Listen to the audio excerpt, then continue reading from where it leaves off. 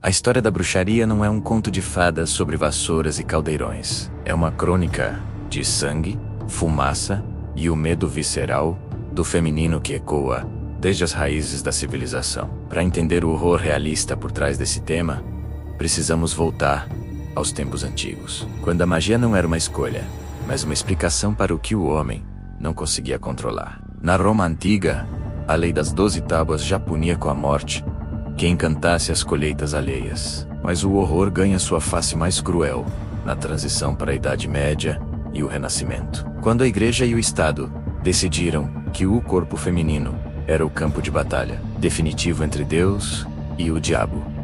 Imagine o cenário: uma Europa mergulhada em pragas, fome e invernos rigorosos. A população, desesperada por um culpado, volta seus olhos para as margens da sociedade. A verdadeira bruxa do período histórico não era uma vilã de contos. Era a parteira que conhecia o segredo das ervas para aliviar a dor do parto. A viúva que herdou terras que um magistrado local desejava, ou a jovem que recusou o avanço de um homem poderoso. O terror começa com o Malleus Maleficarum, o Martelo das Feiticeiras, um manual escrito por Hennis Kramer que codificou a misoginia como dogma religioso. Este livro transformou a paranoia em lei, ditando que toda bruxaria provém da luxúria carnal, que nas mulheres é insaciável. A perseguição era um processo mecânico e desumano. Quando uma mulher era denunciada menos muitas vezes por uma vizinha sob tortura ou um inimigo invejoso,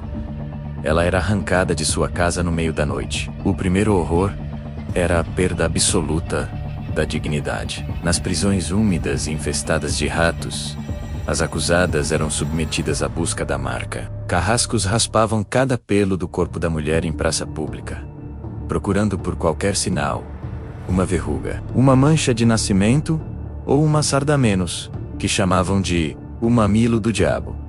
Se encontrassem, usavam agulhas longas para perfurar a carne. Se a mulher, em estado de choque e exaustão, não sangrasse ou não gritasse no ponto exato, o veredito estava selado. A tortura era uma ciência do sofrimento. O uso da donzela de ferro, do esmaga-polegares e da cadeira de inquisição forçava confissões de crimes absurdos. Mulheres admitiam ter voado sobre nuvens ou copulado com demônios apenas para que a dor parasse por um segundo. Mas o aspecto mais aterrorizante era o destino daquelas que eram comprovadamente inocentes aos olhos do povo, mas que caíam em provações cruéis. Havia o teste da água.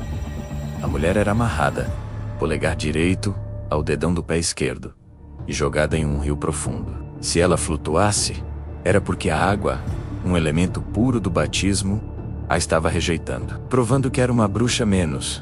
Então, era levada à fogueira. Se ela afundasse, era inocente. Mas na maioria das vezes, o socorro demorava tanto que ela morria afogada de qualquer maneira. Era uma justiça onde a única prova de inocência era o cadáver da vítima. Em locais como Bamberg, na Alemanha, o horror atingiu proporções industriais. Casas de bruxas foram construídas com salas de tortura permanentes, onde centenas foram executadas em meses. Mulheres que nunca haviam tocado em uma erva medicinal eram queimadas vivas, ao lado daquelas que apenas tinham opiniões fortes demais.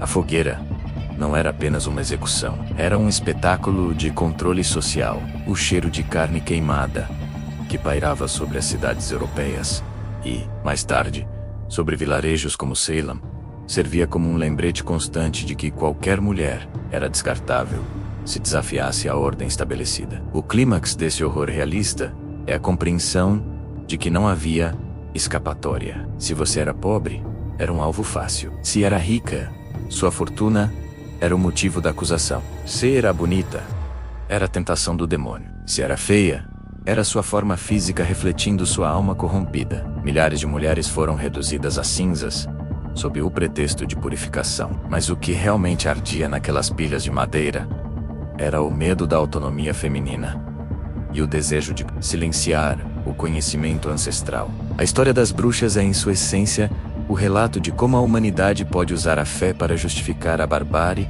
transformando mães, filhas e irmãs em monstros, para não ter que encarar os verdadeiros monstros que seguravam as tochas e os martelos. Mesmo séculos depois, O eco desses gritos ainda ressoa nas florestas e praças onde a grama insiste em crescer sobre as cinzas de quem apenas tentou sobreviver em um mundo que as odiava por existirem.